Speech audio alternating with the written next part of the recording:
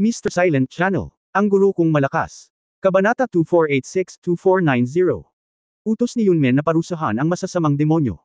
Sina Yang Yiyo at Ji Zixia ay hindi hihigit sa 1 taon. Pagkatapos niyang bumalik sa pamilya Ji mula sa Shanghai, muli siyang umalis kasama ang kanyang nakababatang kapatid na babae upang bumalik sa Fairyland. Ngunit bago umalis, sinabi ng mga magulang ni Ji Zixia, mayroon lang kaming isang anak na babae, si Zixia. Sana ay tretuhin mo siya ng mabuti. Hindi na kailangan ng red tape. Sana ay bumalik ka para makita mo kami kapag libre ka na. Nang sabihin ang mga salitang ito, namula ang mukha ni Ji Zixia. Ngunit naunawaan ni Yang Yiyo ang kahulugan. Sa katunayan, mula nang ibigay sa kanya ni Ji Wumeng ang Thunder God Stone, na plano na ito ng pamilya Ji. Ngayon na lang sasabihin ng mga magulang ang dapat nilang sabihin. Alam ni Yang Yiyo na kailangan niyang magbigay ng pahayag, o isang pangako. Bagaman ang mundo ng mga magsasaka ay maaaring walang napakaraming tuntunin, kailangan pa ring sabihin ang mga salita. Magpahinga ka, tito at tiyahin, ang maliit na kapatid na babae ay palaging magiging prinsesa ng aking Yunmen at ang taong pinakamalapit sa akin. Paprotektahan ko siya ng aking buhay at hindi ko siya hahayaang masaktan. Pakiusap, ingatan mo ang iyong sarili. Para kay Ji Wuxen, hindi niya dapat saktan ang nakakalat na walang kamatayang espasyo pansamantala. Pumunta siya sa Fairyland. Papatayin ko talaga siya sa susunod. Seryosong sabi ni Yang Yiyo. Mahusay iyon. Makakatiyak ka sa nakakalat na walang kamatayang espasyo. Susunod, ganap na isasara ng pamilyang Ji ang nakakalat na walang kamatayang espasyo at sisimulan ang pagsusuri sa sarili upang maalis ang mga labi ni Ji Wuxen. Alagaan ang iyong sarili sa Fairyland. Mag-iingat kayo ama't ina. Palm. Palm. Pagkatapos ng maikling palm, direktang binuksan ni Yang Yiyo ang Space Channel at umalis kasama si Ji Zixia. May isa pang taong sumama sa kanya, iyon ay, si Ji Yazi, ang pinuno ng naghihintay na grupo na tumawag sa pagkamatay ni Lu Zuoxi sa altar. Ang dahilan kung bakit isinama ni Yang Yiyan si Ji Yazi ay dahil sinabi ni Ji Yazi na noon pang 7,000 taon na ang nakalilipas, sinimulan ni Ji Wuxen at Ji Wahua na ay latag ang mundo ng mga engkanto, pinalaganap ang masamang mahika at ang masamang sining ng paglilinang ng Blood Lotus sa mundo ng mga engkanto. Alam ni Ji Yazi ang tungkol sa maraming kuta. Kung dinala niya si Ji Yazi, ito ay para maalis ang masasamang kuta na nakatago sa mundo ng mga engkanto. Sa pagbabalik sa mundo ng mga engkanto, binuksan ni Yang Yiyan ang portal ng kalawakan, dahil ang isang lugar ay dating katumbas ng pagkakaroon ng mga coordinate, at sa isang malakas na paglilinang, sapat na ito upang suportahan siya upang bumalik sa Yunmen. Sa pamamagitan ng space portal, lumitaw si Yang Yiyan at ang dalawa pa sa itaas ng Yunmen. Marami siyang gagawin ngayon. Ang unang bagay ay upang mahanap si Ji Wuxen at alisin ang mga muog na inilatag ni Ji Wuxen sa mundo ng mga engkanto. Matapos makapasok sa Yunmen, bihirang ipatawag ni Yang Yiyan ang panganay na kapatid at ang iba pa upang pag-usapan ang mga gawain ni Ji Wuxen sa pangunahing bulwagan ng Yunmen. Sina Yun Changsheng, Sister Mei, Black Lotus, Little Phoenix at lahat ng mga pangunahing miyembro ng kaliwanagan ng Yunmen ay naruroon. Junior kuya, baka may nangyari na. 1 taon na lang simula nung umalis ka this time, tapos nakabalik ka agad. Tinanong ni Yun Changsheng ang tanong na gustong itanong ng lahat. Nakita rin ng lahat na hindi tama ang mga ekspresyon sa mukha ni Yang Yiyo at Ji Zixia, at tila may seryosong nangyari. Totoo na may nangyari. Habang nagsasalita, iwinagayway ni Yang Yiyo ang kanyang kamay at nagtakda ng pagbabawal sa pangunahing bulwagan ng Yunmen. Ngayon sa wakas ay natanto ng lahat ang kabigatan ng bagay, dahil ito ang pangunahing bulwagan ng Yunmen, ang kanilang sariling teritoryo, at ang pangunahing lugar. Hindi na raw kailangan ni Yang Yiyo na mag-set up ng ban sa main hall, di ba? Ngunit siya ang Panginoon ng Yunmen, si Chen Kun Chanzen, at napakaingat niya sa kanyang sariling lugar. Maaari lamang itong mga hulugan na ang nangyari ay mas seryoso kaysa sa inaakala ng lahat. O baka kung ano ang susunod na sasabihin ni Yang Yiyo ay malamang na malapit na nauugnay sa kaligtasan ng Yunmen. Gaya ng inaasahan, si Yang Yiyo ay nagsimulang magkwento ng direkta, mula nang siya ay pumasok sa Sanxian Space at humiwalay sa junior sister upang maglakbay ng mag-isa at nakilala si Wang Dakay sa Hangai Mountain. Hanggang sa Ancestral Hall ng pamilya Ji, sa huling labanan kay Ji Wuxen, at natapos pa sa malupit na salita na binitawan ni Ji Wuxen bago siya tumakas. Tahimik na nakinig ang lahat, at nang matapos magsalita si Yang Yiyo, si Yun Changsheng at ang iba pa ay pawis na pawis. Junior brother, ang ibig mong sabihin ay malaki ang posibilidad na may tao sa ating Yunmen na nagsagawa ng masamang pamamaraan ni Ji Wuxen at nag-cultivate pa ng Evil Blood Lotus para mapabuti ang kanilang cultivation. Same time na tanong ni Yun Changsheng. Bueno, ayon kay Ji Yazi, anumang sekta sa mundo ng mga engkanto, lalo na ang mga makapangyarihan, ay ang mga target ng plano ni Ji Wuxen na magpakalat ng masamang salamangka. Ang aking Yunmen ay dapat nasa loob ng target.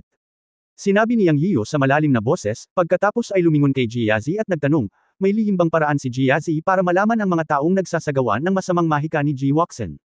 Si Ji Yazi ay lubos na gumagalang sa sandaling ito. Matapos patayin ni Yang Yiyo si Ji Wahua, nakamit niya ang kalayaan at nang ahas na harapin ang sarili niyang puso. Nais lamang niyang magbayad sala para sa kanyang mga kasalanan at lipulin si Ji Woxan. Mabilis siyang sumagot, oo, bawat base na nagsasagawa ng masamang pamamaraan ay pinasa ni Ji Woxan at naglilinang ng Blood Lotus ay mararamdaman ng mga lihim na pamamaraan. Gamit ang mahiwagang sandata na ito sa aking kamay, nadarama ko ito sa loob ng 10 milya. Hanggat nakatagpo ako ng taong nagsasagawa ng masamang pamamaraan ni Ji Woxan o isang lihim na base na naglilinang ng Blood Lotus, ang magic na sandata na ito ay napakadarama ng magic na sandata na ito. Paraan ng pagpino upang pinuhin ito sa isang malaking sukat, upang makahanap tayo ng maraming nakatagong masasamang practitioner hanggat maaari at madama ang mga lihim na batayan na naglilinang ng lotus ng dugo. Bilang nagsalita si Ji Yazi, isang itim na pestle magic weapon ang lumitaw sa kanyang kamay, medyo mahigit kalahating talampakan ng haba. Big Brother, ayusin mo agad ang isang tao na magpino nito. Mas mabuti kung lahat ng tao sa Yanmen ay may isa sa mga magic weapon na ito. Ang mga evil practitioner ni Ji Woxan ay kakaiba at mahirap pakitunguhan. Huwag maging pabaya. Kung ang isang taong nagsasagawa ng masasamang kasanayan ay hindi naglalabas ng sarili niyang masamang espiritu, siya ay hindi naiiba sa isang normal na cultivator. Bilin ni Yang Yiyo. Okay, ako na mag-aayos. Mabilis na sabi ni Yun Changsheng. Sa oras na ito, sinabi ng pangalawang nakatatandang kapatid na si Xing Chenzi, Little Junior Brother, bakit hindi natin simulan sa pagsusuri sa sarili sa Yunmen? Kung tutuusin, mayroong daan-daang libong mga disipulo, at kakailanganin ng oras upang mag-imbestiga. Linisin muna natin ang ating mga panloob na gawain. Tumanggaw si Yang Yiyo at sinabi, bueno, suriin ang loob at labas ng Yunmen, simula sa labas ng gate 180 na palasyo, para makita kung may mga disipulong Yunmen na hindi makalaban sa taksong magsanay at magtanim ng Blood Lotus. Kung sino man ang matuklasan ay papatayin. Oras na para magmadali. Pangalawang kapatid, ikaw ang mangganguna sa criminal law hall ng bawat isa. At ang isa ay upang suriin ang panloob na pintuan. Okay, oo, Tito. Sina Xing Chenzi at Luoyang ay tumugon. Si Luoyang ay nakalabas na sa retreat, at ngayon ay tinatawag din siyang Deputy Hall Master ng Yunmen Criminal Law Hall. Sa katunayan, ang Criminal Law Hall ay karaniwang pinamamahalaan ni Luoyang, at si Xing Chenzi ay isa lamang hands-off na boss. Bagamat matagal nang hindi nagkita sina Yang Yiyo at Luoyang, at hindi lumahok si Luoyang sa huling labanan laban sa ilang malalaking puwersa, inimbitahan pa rin niya siya. Walang oras upang gunitain sa oras na ito. Nang makita si Luoyang na lumalabas sa karamihan, tumanggaw lang si Yang Yiyo. Snowcat, muling nagsalita si Yang Yiyo. Here, Snowcat ay karapat-dapat na maging Hallmaster ng Dark Knight Hall. Sa tuwing lalabas siya sa manipis na hangin, tila nakatago ito sa dilim at umiiral anumang oras. Sa mga disipulong nasa ibaba ng tanggo ng Yunmen, mayroon bang anumang mga abnormalidad sa nakalipas na ilang libong taon? O sino ang mabilis na napabuti ang kanilang paglilinang? Diretsyong tanong ni Yang Yiyo. Nabigo ako sa aking tungkulin. Kahit na si Zumao ay naging babae ni Yang, siya pa rin ang tagapag-alaga ng Yunmen at ang master ng Dark Knight Hall ng Yunmen. Kailangan pa rin niyang isaalang-alang ang mukha ni Yang Yiyo sa mga mahahalagang okasyon at huwag maglakas loob. Tungkol naman sa pagmomonitor kay Yunmen, tama siya, dahil ang Yunmen ay sarili nilang sekta, at walang sinuman ang nag-iisip na magkakaroon ng mga problema sa sinuman, tama ba? Tungkol sa tanong ng pagpapabuti ng paglilinang ng mga disipulo ng Yunmen, talagang walang paraan upang sagutin ito, dahil ang bawat disipulo ng Yunmen ay napabuti ang kanilang paglilinang ng napakabilis sa paglipas ng mga taon. Natigilan si Yang Yiyo, ngunit nag-react din siya. Nais niyang mahanap ang disipulo ni Yunmen na nagsasagawa ng masasamang pamamaraan sa lalong madaling panahon, kaya kung sino ang mabilis na umunlad ay mapaghihinalaan. Sa hindi inaasahang pagkakataon, nang tanungin ang tanong na ito, direktang sinabi ni Zumao na nabigo siya sa kanyang tungkulin, na nangangahulugang hindi naisip ni Zumao na subaybayan ang mga disipulo ng Yunmen. Come to think of it, lahat kasi sila ng sarili nilang mga tao na nagmomonitor sa kanila. Naglabas ito ng butas. Hindi sinisi ni Yang Yiyan si Zumao, ngunit sinabi, kunin mo ang lihim na pagsubaybay sa mga disipulo ng Yunmen at makipagtulungan sa pangalawang senior brother para maghanda. Mula ngayon, ang internal monitoring ng Yunmen ay ilalagay sa agenda upang maiwasan ang mga bagay na tulad ngayon na mangyari at punan ng butas na ito. Oo, susundin ko ang utos mo. Sagot ni Zumao at nawala sa bulwagan sa susunod na sandali. Sa oras na ito, sinabi ni Yang Yiyan sa kanyang nakatatandang kapatid na si Yun Changsheng, senior brother, ipatawag ang mga masters ng major superpowers at major fairy domain sa fairy world. Ang usapin ni Ji Woxan ay tungkol sa kaligtasan ng buong fairy world. Kailangan ko ng cooperation ng buong fairy world. Sabihin mo sa kanila na kailangan nilang makarating sa Yunmen para makita ako sa loob ng 3 araw. Pagpapatawag ng pagkakasunod-sunod ng ikasyam na antas ng Yunmen sa aking Yunmen. Ano? Ang kailangang gawin ni Yang Yian ay ipatawag ang mga pangunahing puwersa sa mundo ng mga engkanto para magkasamang patayin si Ji Wuxian. Okay, nagulat si Yun Changsheng sa lahat, at naramdaman niya ang pamatay na layunin ng kanyang nakababatang kapatid. Okay, lahat, halika, pansamantalang isasara ang Yunmen Formation, at ang internal self-examination ng Yunmen ay matatapos sa loob ng 2 araw. Pagkatapos sabihin yun, iwinagayway ni Yang Yiu ang kanyang kamay at inalis ang pagbabawal sa bulwagan. Pagkalabas ng lahat, humakbang si Sister Mei at sinabing, si Yanzi at ang iba pang mga bata ay lumabas para maglakbay. Gusto mo bang ibalik silang lahat? Hindi maganda ang pakiramdam ni Yang Yiu nang marinig niya ang mga salita ni Sister Mei. Nang inag siya ng walang dahilan at nagmamadaling sinabi, Sister Mei, ilabas mo sina Xiao Fengwang at Zi Jingang at iba pa sa bundok at hanapin sila sa lalong madaling panahon. Pagkatapos sabihin iyon, sinabi ni Yang Yiu sa nakababatang kapatid na babae, Ate, pumunta sa Ancestral Hall para hanapin si Muden Nanyang, at hilingin sa kanya na gamitin ang life card para magpadala ng mensahe sa bawat disipulong Yunmen na nasa labas ng Yunmen na bumalik sa Yunmen sa lalong madaling panahon, at mabilis. Sige, pupunta ako kaagad. Umalis si Ji Zixa. Si Muden Nanyang ang master ng Ancestral Hall, at ang Ancestral Hall ay ang lugar kung saan matatagpuan ang life card ng bawat alagad ng Yunmen. Kung ang isang disipulo ay namatay, ang life card ay madudurog, ngunit ang bawat disipulo ay maaari ding ipaalam sa pamamagitan ng life card anumang oras. Pagkaalis ni na Sister Mei at Junior Sister, lumabas din ng hall si Yang Yiu. Medyo nag-aalala pa rin siya. Wala siyang oras magtanong ngayon lang. Lumabas ba si Jiaonan at ang iba pa para maglakbay? Matapos wasakin ang 3 dakilang puwersa ng Chanzhen noong nakaraang pagkakataon, naisip niyang mapayapa ang mundo ng mga engkanto. Nabanggit sa kanya ni Jiaonan at ng iba pang mga babae na gusto nilang lumabas para maglakbay, ngunit hindi siya pumayag. Hindi niya alam kung lalabas sila para maglakbay. Kung hindi dahil kay Ji Wuxian, magaan ang loob niya kahit na ang lahat ay lumabas para maglakbay, dahil si Yunmen ay naging karapat-dapat na numero 1 diwata sa mundo ng mga engkanto, at ang kanyang pangalan na Chenkun Chanzhen ay nakakatakot din. Naniniwala ako na anumang gate ng fairy sa mundo ng fairy ay magbibigay mukha sa mga alagad ng Yunmen. Ngunit si Ji Wuxian ang kinatawan ng kasamaan, at hindi niya ito bibigyan ng mukha, lalo na't nasugatan niya si Ji Wuxian. Ang punto ay ang matandang demonyo ay nakatakas at malamang na napunta sa isang lugar sa mundo ng mga engkanto. Ito ay isang malaking panganib. Kabanata 2487 isang malaking responsibilidad. Ang pangunahing lugar ng Yunmen ay isa lamang ipinagbabawal na lugar ng Yunmen. Pinangalanan itong Global Village ni Yang Yian. Ang lahat ng mga gusali ay siya mismo ang nagdisenyo. Ang mga ito ay mga modernong gusali at mga gusali ng patio para tirahan ng mga kamag-anak at kaibigan. Ang mga taong hindi pinagkakatiwalaan ni Yang Yian ay hindi makapasok, at ang ibang mga disipulo ng Yunmen ay hindi nang ahas na pumasok. Tutal, dito nakatira ang pamilya at mga kaibigan ni Yang Yian. Kung ikukumpara sa mga tao ng Yunmen sa mundo ng mga engkanto, mas mahina ang cultivation ng mga taong ito, kaya naman inayos ni Yang Yian ang lahat na manirahan dito. Laging nais ni Yang Yian na bigyan ang kanyang pamilya ng pinakamagandang kapaligiran. Kinailangan siya ng maraming enerhiya upang maitayo ang pandaigdigang nayon. Magiging magaan ang pakiramdam niya kapag lumakad siya sa pandaigdigang nayon dahil puno ito ng atmosfera ng kapaligiran sa daigdig. You are back. Di ba sabi mo matagal kang lalabas? Si Jiaonan ang lumitaw na may pagtataka sa kanyang mga mata. Bagamat libu-libong taon na silang matandang mag-asawa, kakaunti na ang oras nila ngayon para makilala si Yang Yian, kaya sa tuwing babalik si Yang Yian, pinahahalagahan niya ang oras. Nang makita ang lamang sa mga mata ni Jiaonan, tumanggo si Yang Yiu, humakbang pasulong, hinawakan ang kanyang kamay at sinabing, may nangyari, kaya maaga kaming bumalik. Nandito ba ang lahat? Narito ang iba pang mga kapatid na babae, ngunit sina Walking at Lin Huan ay lumabas upang maglakbay. Naisip din namin na lumabas sa loob ng ilang daang taon, ngunit sila ay naiinip at lumabas ng maaga. Ang aming mga magulang ay nasa seclusion na nagsasanay. Nag-uusap sila, pumasok sila sa maliit na patio na ginaya ang lumang patio ng pamilya Yang sa Earth, ngunit naalarma ang iba. Yanzi, Sir, bumalik ka na. Lumabas sa silid ang isang grupo ng kababaihan kabilang sina Yuan Jinfeng, Teacher Uyang, Lu Haitang, at iba pa.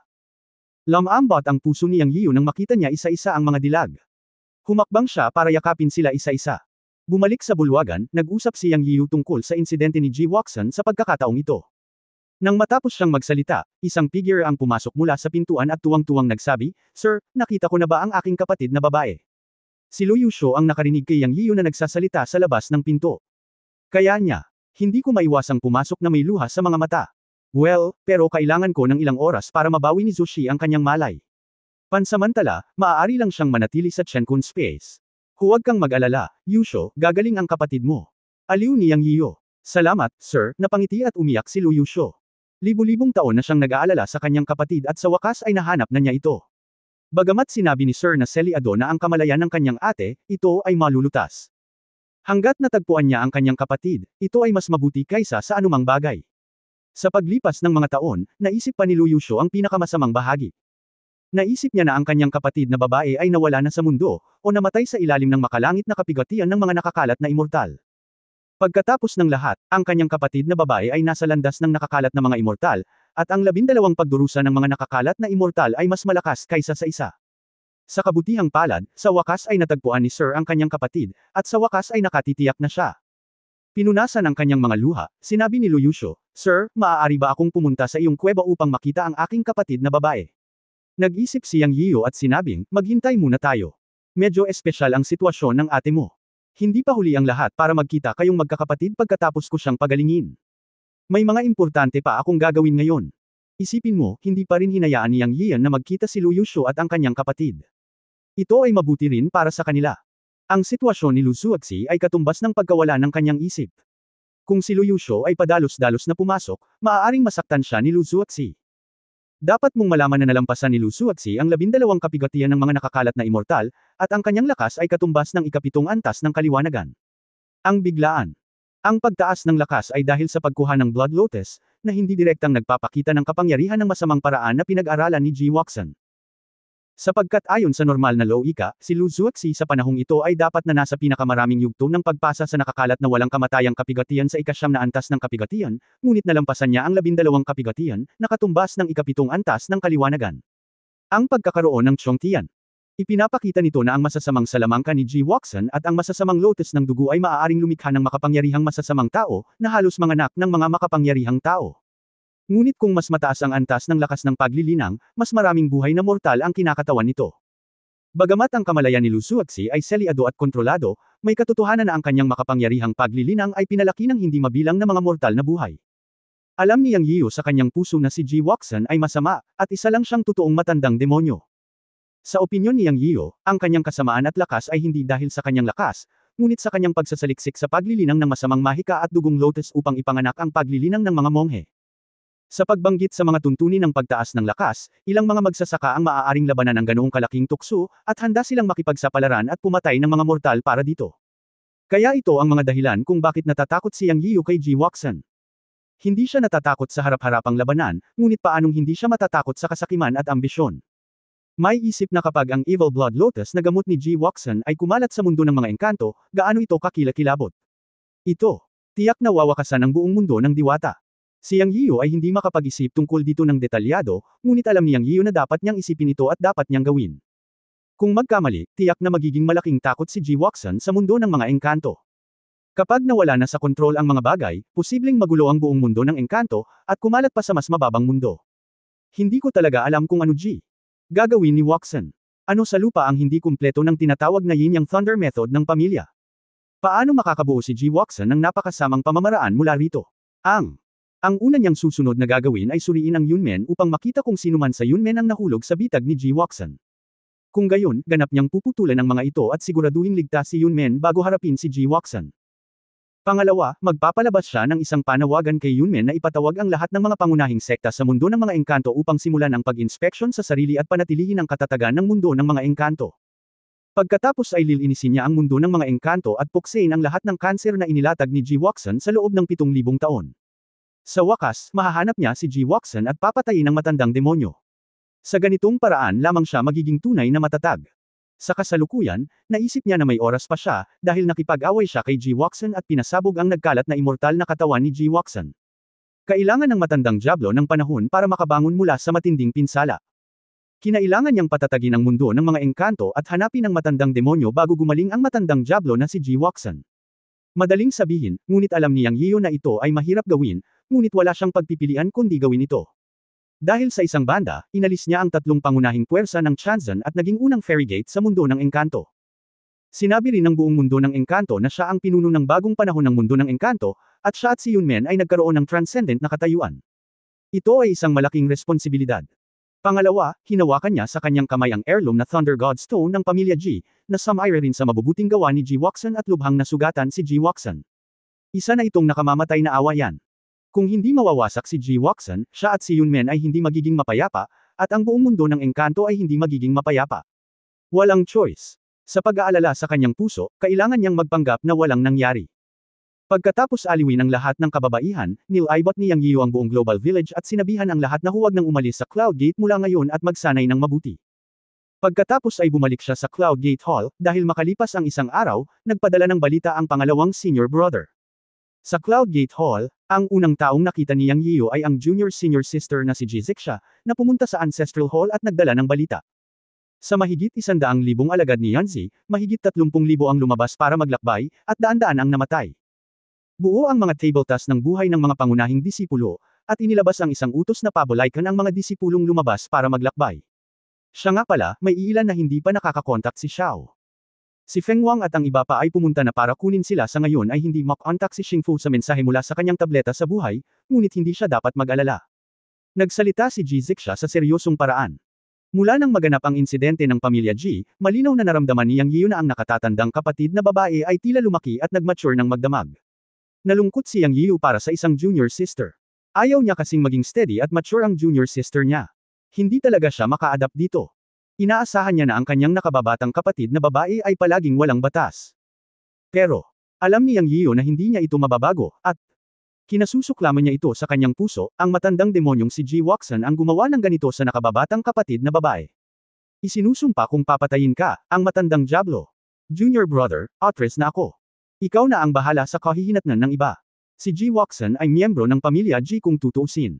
Bilang panganay na anak ng pamilya Ji, dapat kong panagutin ang dahilan ng malaking bagay. Kapag nahanap mo na si Ji Wuxian, tandaan mong ipaalam sa akin at hayaan akong lumahok sa operasyon para patayin siya. Kailangang magbigay ng paliwanag ang pamilya Ji sa mga walang kasalanan. Seryosong nagsalita si Jizixia, ngunit ang kanyang mga mata ay napakatindi.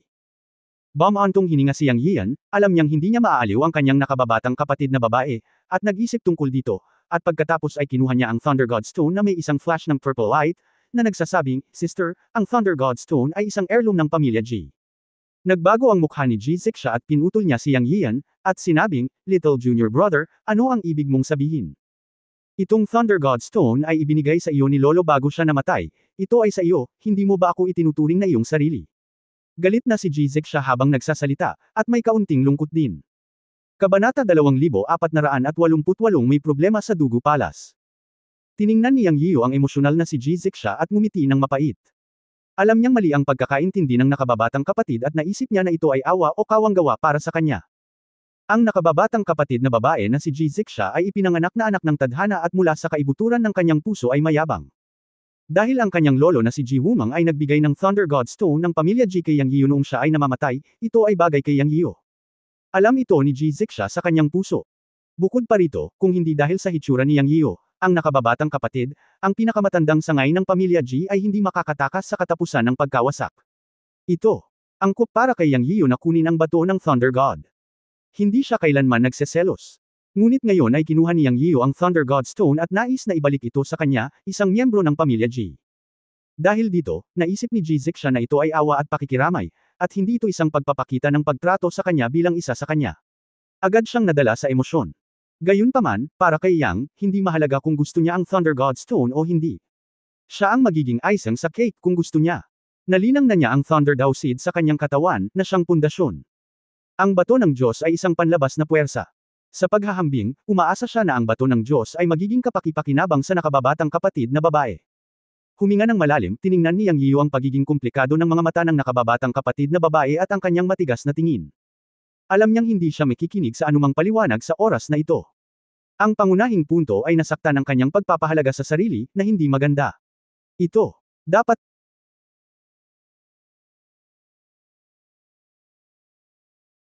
itama. Paano ito itama? Walang silbi ang mga paliwanag, kaya simple at magaspang na paraan lamang ang magagamit natin. Marahil ito ang pinakamabisa at direktang paraan. Sa sumunod na segundo, gumawa ng matapang na hakbang si Yang Yiu. Isang hakbang na hindi inaasahan ni Jizixia. Noong nasa ups and downs na siya, hindi niya inaasahan na lalapit si Yang at iuunat ang ulo nito. Pagkatapos ay naramdaman ni Jizixia ang isang panlalaking hininga na lumalapit sa kanya, ang kanyang bibig ay naging mainit at malambot, at ang kanyang isip ay naging blanko. Ang eksenang ito ay isang bagay na hindi niya naisip. Pagkatapos ng halos ilang minutong sunod-sunod na halik ni Yang, ganap na blanko ang isip ni Jizixia. Sa sandaling ito, wala siyang ibang iniisip, wala man lang. Noon lang siya pinakawalan ni Yang. Nakatingin kay Zixa na may nalilitong tingin, sinabi niya, Senior Sister, dapat mong tandaan na palagi kang magiging pinakamahalaga at pinakamamahal na tao para sa akin. Walang anumang pagkakaiba sa pagitan natin at ng sa akin. Matagal na kitang itinuring na sarili kong pamilya. Sa hinaharap, hindi ka dapat magkaroon ng anumang ligaw na pag-iisip. Ang Thunder God Stone ay maaari lamang maging icing sa cake para sa akin, ngunit kung makuha mo ang kayamanang ito, maaari kang magambag sa susunod na usapin ng pakikitungo kay G. Watson. Kung gusto mong magbayad sala para sa pamilya G, makinig ka lang sa akin at pumunta sa pag-iisa para maunawaan at makuha ang Thunder God Stone. Ikaw ang pinakamahalagang tao sa akin at palaging magiging. Ako na ang bahala sa lahat sa hinaharap. Ang nangyari kay G. Watson ay hindi kasalanan ng pamilya G, at hindi rin ito pabigat sa iyo. Maaari ko ring patayin si G. Watson at ipaghiganti ang lolo mo. Pagkatapos ng isang mabangis na operasyon, si G. Zixa ay ganap na nalito. Sa mga hubad na salita ni Yang, kinuha niya ang bato ng Thunder God na walang kamalay-malay at patuloy na tumango, tulad ng isang maliit na babae na sumusunod sa lahat ng ayos ng kanyang asawa. Pagkatapos magsalita ni Yang Yio, sa wakas ay bumalik siya sa kanyang katinuan. Pulang-pula ang mukha niya. Hindi siya naglakas loob na tumingin kay Yang Yio. Ibinabalang niya ang kanyang ulo at sinabing, ako. Nakinig ako sa iyo at napunta sa pag-iisa. Bago siya matapos magsalita, nawala siya sa harap ni Yang Yio. Hehe, sa wakas na solve na rin. Mga babae, minsan medyo simple lang sila. Sabi ni Yang sa sarili, proud na proud.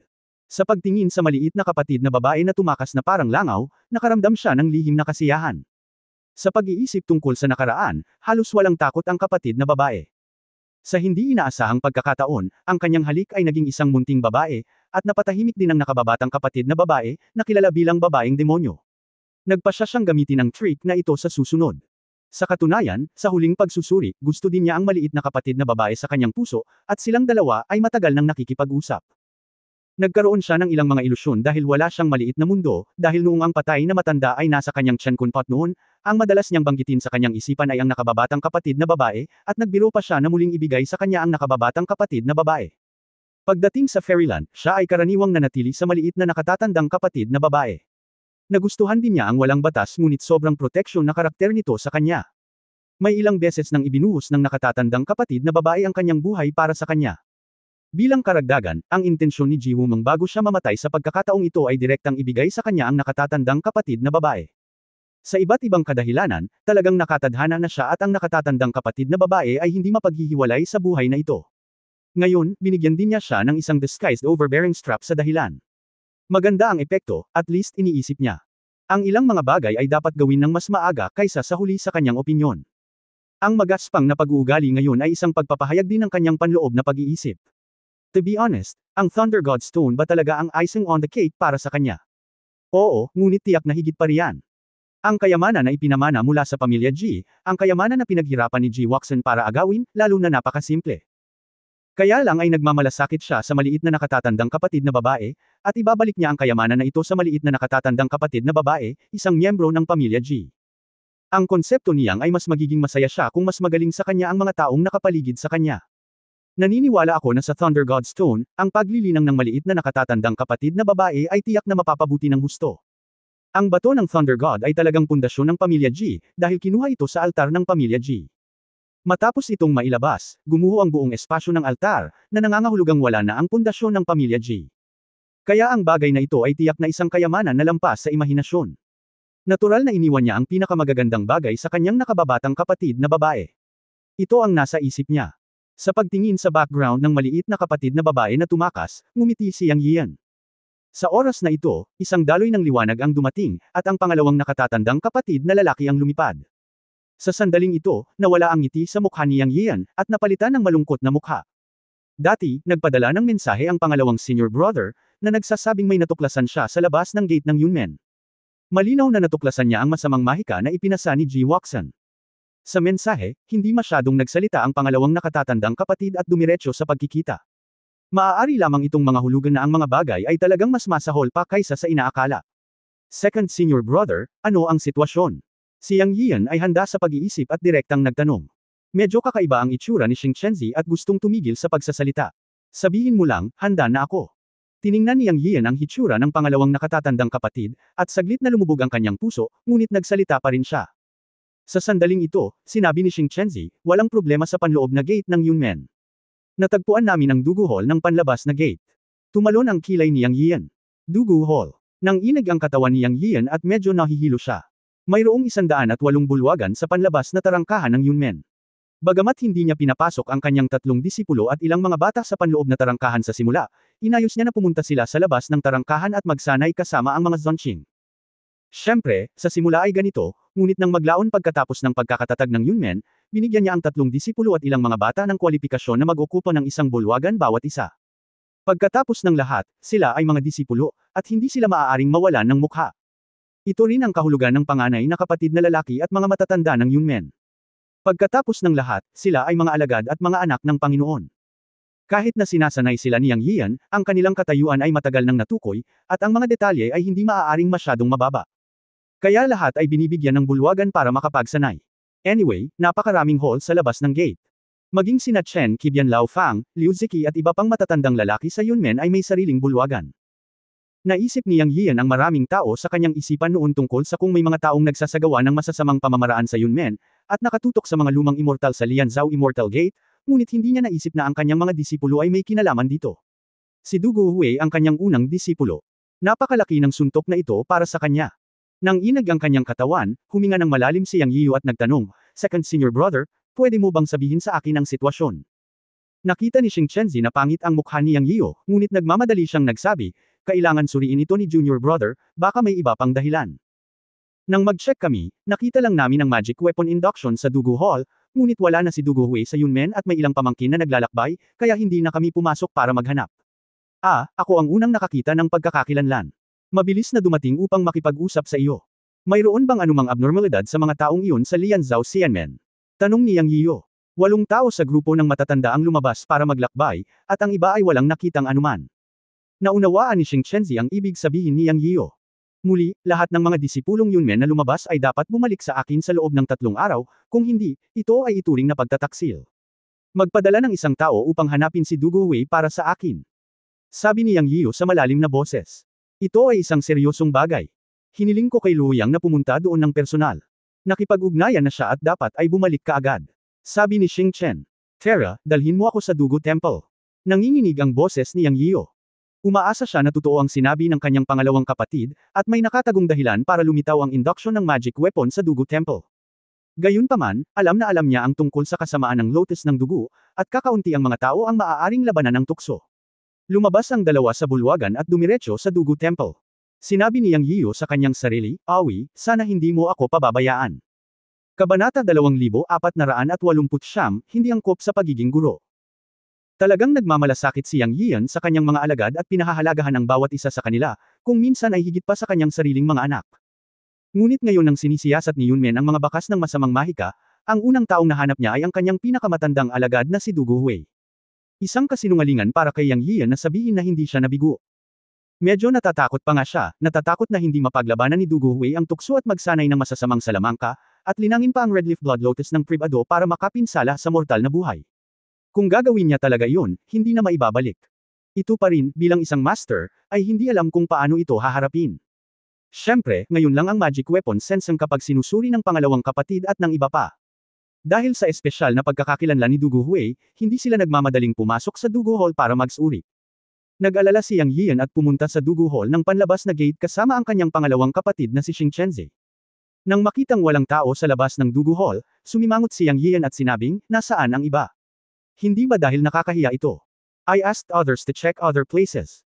Walang magawang sabi ni Xing Chenzi. Natigilan si Yang Yiu, ngunit alam din niyang sinusubukan ng kanyang pangalawang senior na kapatid na iligtas ang kanyang mukha. Bumalik siya sa katinuan at sinabing, salamat, pangalawang senior na kapatid. Sino pa ang nakakaalam? Bukod sa akin, si Jiazi iyon. Huwag kang mag-alala, sinabi ko na kay Jiazi na wala siyang sasabihin. Sabi ni Xing Chenzi. Salamat, senior kuya, muling nagpasalamat sa kanya si Yang Yiu. Sa katunayan, pinuprotektahan pa rin niya si Dugu Hui sa kanyang puso. Mas kakaunti ang nakakaalam nito, mas mabuti. Kung talagang may kasalanan, magkakaroon ng paraan. Junior kuya, hindi mo na kailangang mag-isip masyado. Baka hindi naman masama ang mga bagay gaya ng iniisip natin. Tara na at tingnan natin ngayon. Nakita ni Xing Chenzi na si Yang Yiu ay nasa estado ng pagkalito. Ha!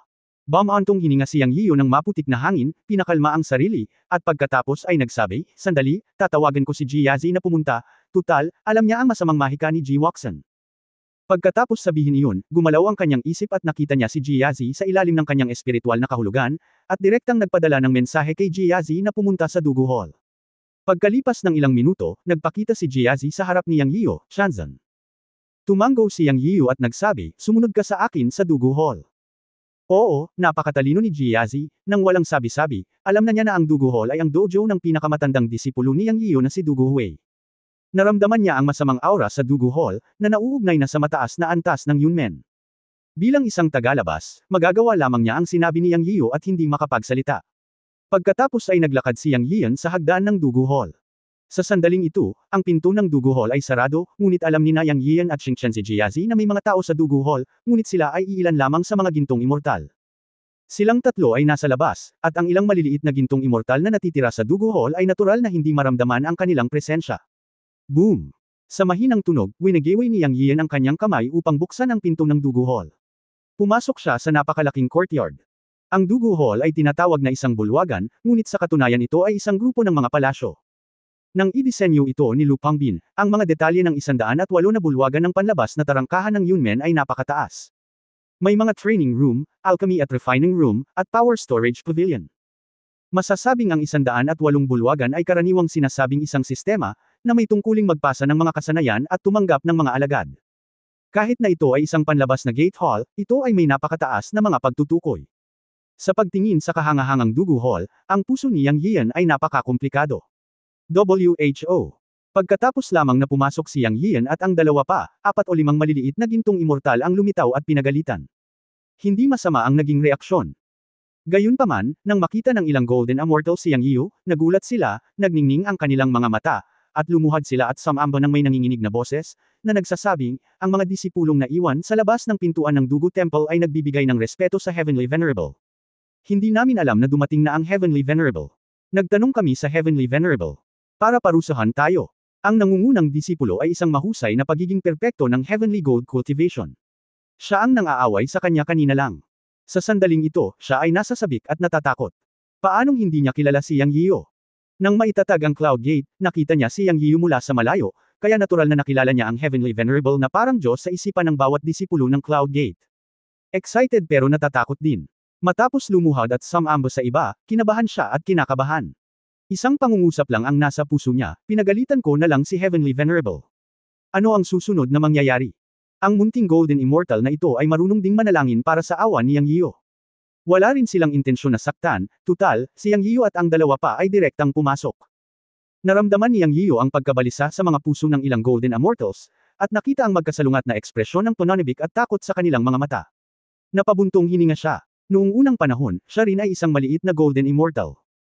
Ngunit ngayon siya ang maladyos na Chanzan sa mata ng mga Golden Immortals. Ang nalulumbay na kalooban ay bumuti sa ilang lawak. Nang makita ang mga Golden Immortal na lumuluhod at nanginginig, siya ay tumawa ng pipi, iwinagayway ang kanyang kamay upang tulungan ang mga Golden Immortal na bumangon at nakangiting sinabi, hindi ako isang tigre, hindi kailangang matakot. Tandaan, bilang isang disipulo ng Yunmen, maging ito ay isang panloob o panlabas na disipulo, dapat kang magkaroon ng gulugad at dugo, at huwag lumuhad sa bawat pagliko. Magsanay ng mabuti sa hinaharap, hindi mahirap pumasok sa panloob na gate, magaling kayong lahat, pagkatapos magsalita, nagpatuloy si Yang Yiyo, dalhin mo ako sa pangunahing bulwagan.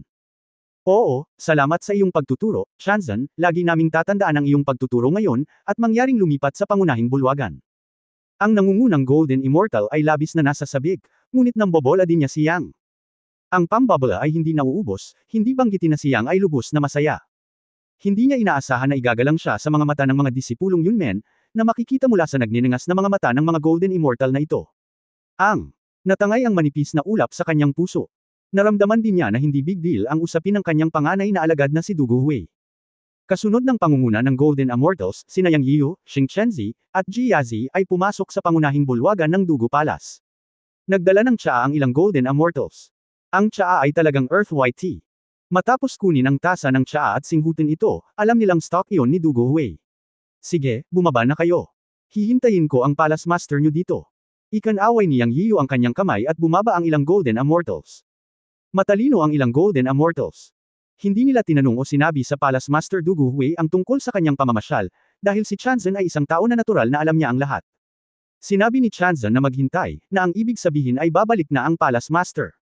Matapos lumabas ang ilang Golden Immortals, tumingin si Yang Yiyu kay Jiazi at sinabing, ngunit sa bulwagan na ito. Alam ni Jiazi ang itinatanong ni Yang Yiyu. Tumanggaw siya at naglabas ng magic weapon.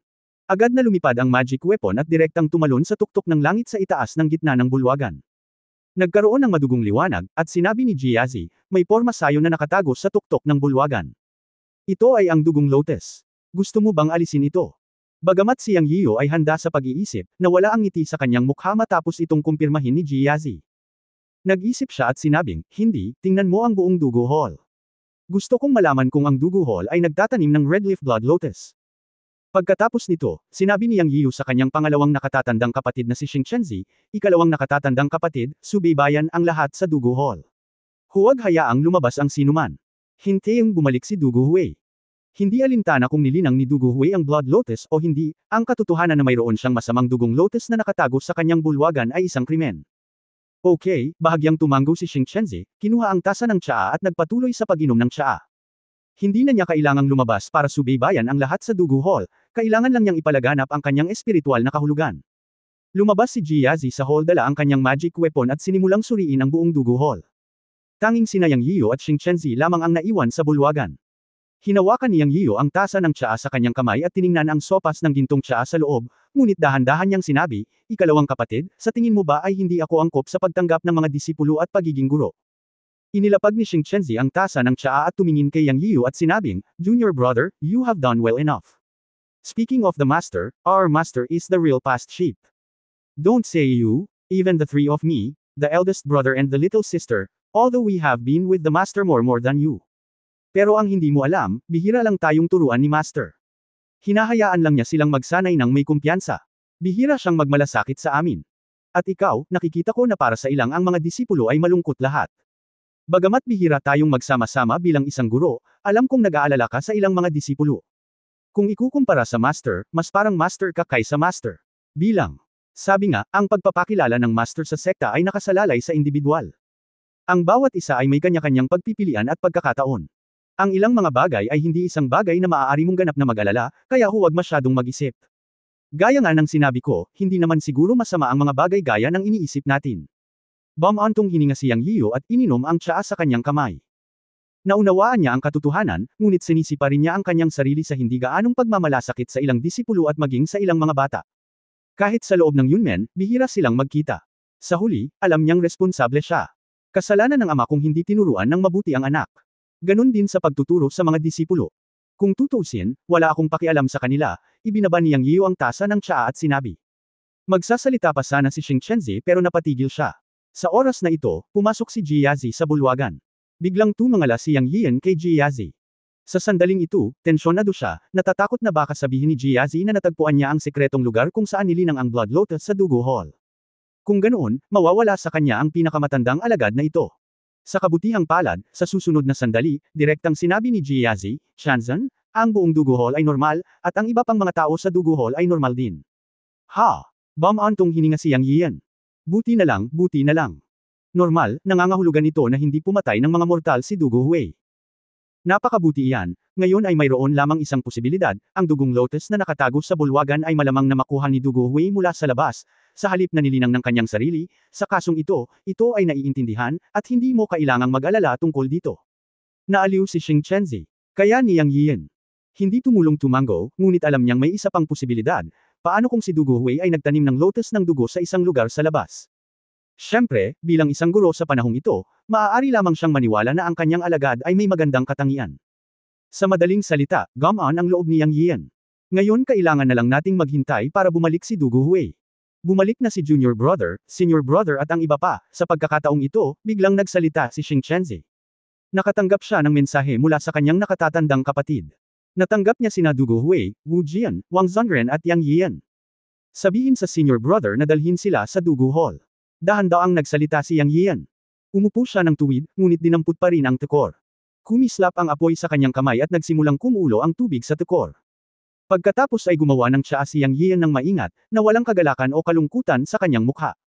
Makalipas ang halos 5 minuto, umalangaw ang mga yabag sa labas ng bulwagan.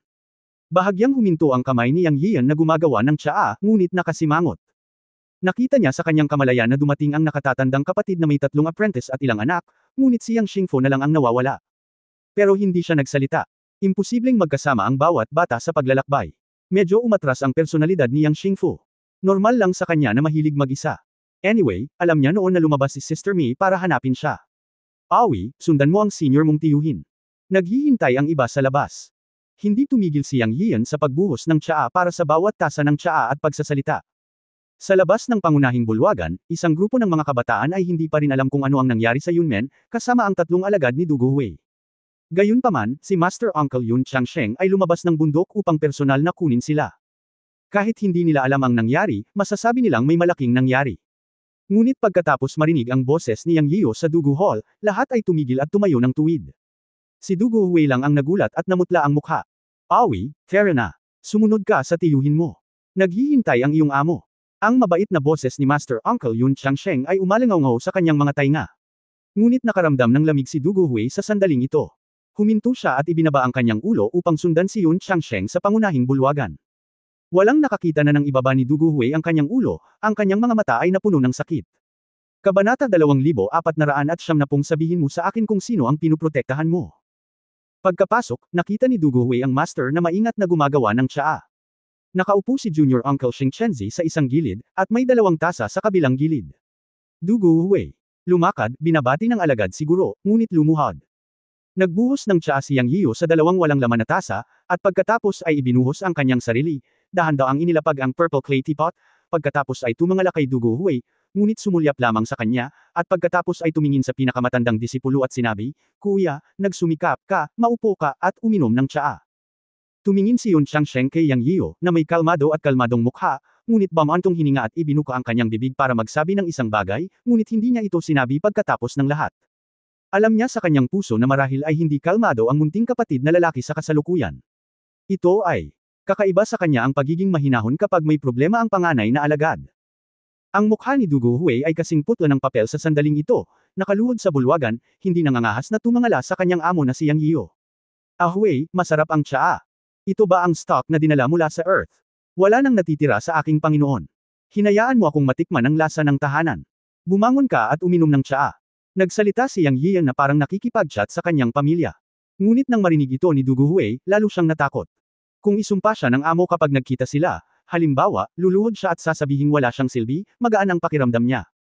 Ngunit ngayon siya ay lumuhad ng matatag, at ang master ay tila hindi ito nakita, ngunit nakipag-usap tungkol sa tsaa. Nanginginig si Dugu Hui sa kanyang puso. Nawala ang huling swerte sa puso niya.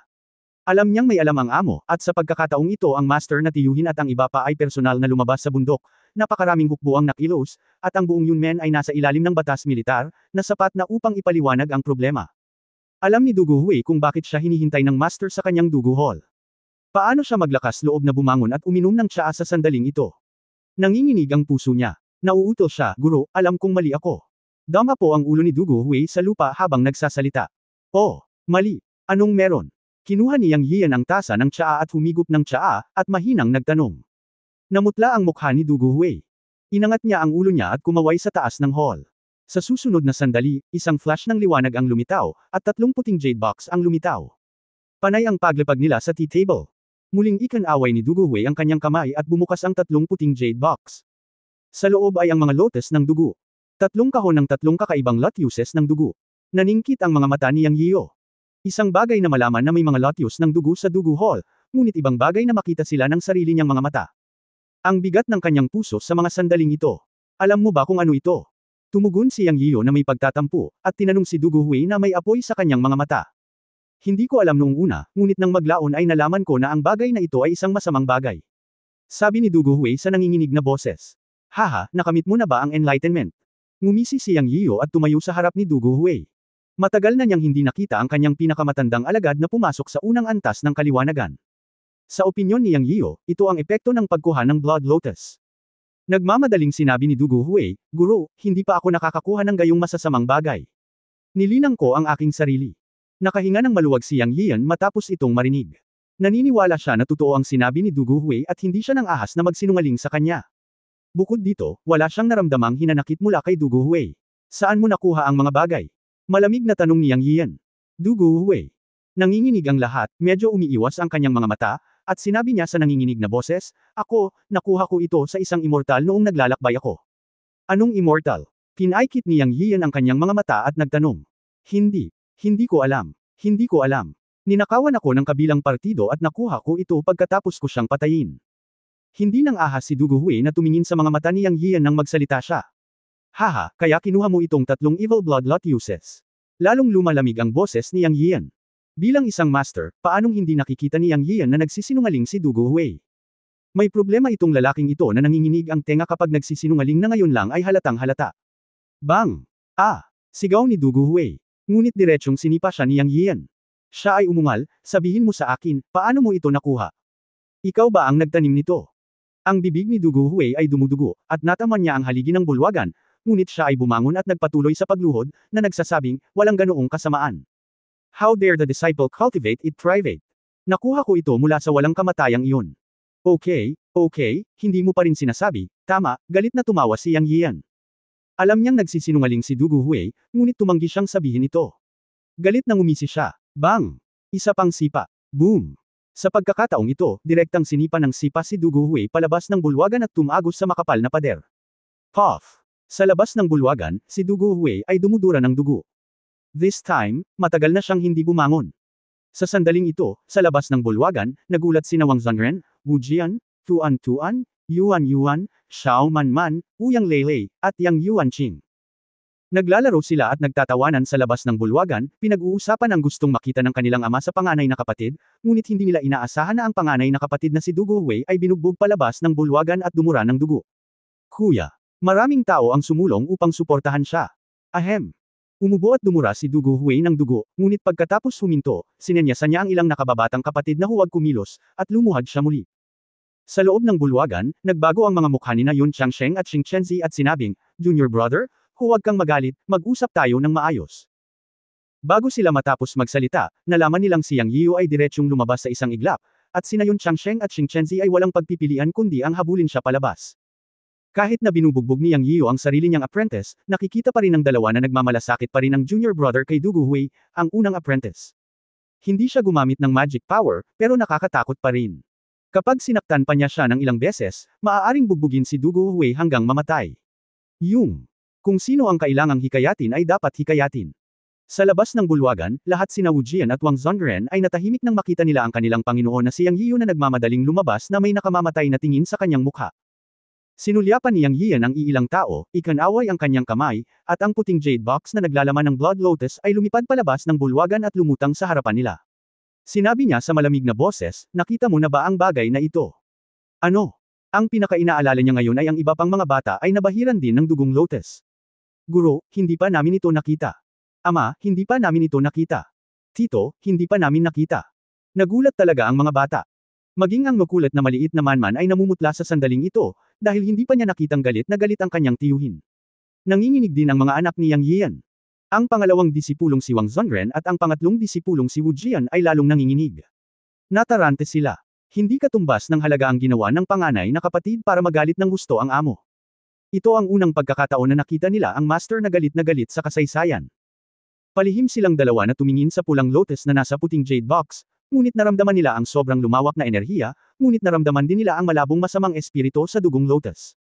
Nag-alala rin si Yang Yiu at lalo pang nagalit. Pinagmasdan niya ang mga bata at dalawang alagad. Wala siyang nakitang kurap sa kanilang mga mata. Nangangahulugan ito na si Du Guhui lang ang nakakaalam tungkol sa Blood Lotus, at walang ibang kasangkot. "Taksil, bakit hindi mo sabihin ang totoo? Hindi mo naiintindihan ang ibig sabihin ng Blood Lotus na ito. Kung ang mga bagay sa likod nito ay hindi mahawakan ng maayos, ito ay magdudulot ng kaguluhan sa mundo ng mga engkanto. Ang ating Yunmen ay masisira anumang oras. Sabihin mo sa akin, sino ang iyong pinuprotektahan? Ikaw, isang taksil, ay hindi makayanan ang palayok na ito. Kapag nagkamali, mawawalan ng kontrol ang mga bagay, na lampas sa iyong imahinasyon. Ang ating Yunmen ay nagtatag lamang ng isang foothold sa mundo ng engkanto. Gusto mo bang maging makasalanan ng Yunmen? Ang guro ay higit na nakakakilala sa disipulo. Nakikita ni Yang Yiu na alam ni Du Guhui ang pinagmulan ng Blood Lotus. Tunay ngang hindi niya ito kinuha, at hindi man lang siya ng ahas na linangin ito, ngunit tiyak na itinatago niya ito, o itinatago sa taong nasa likod nito. Ang mga salita ni Yang Yiyo ay mas mabigat kaysa sa huli, ang kanyang mga mata ay pula, at tinitigan niya ang mga mata ni Du Guhui.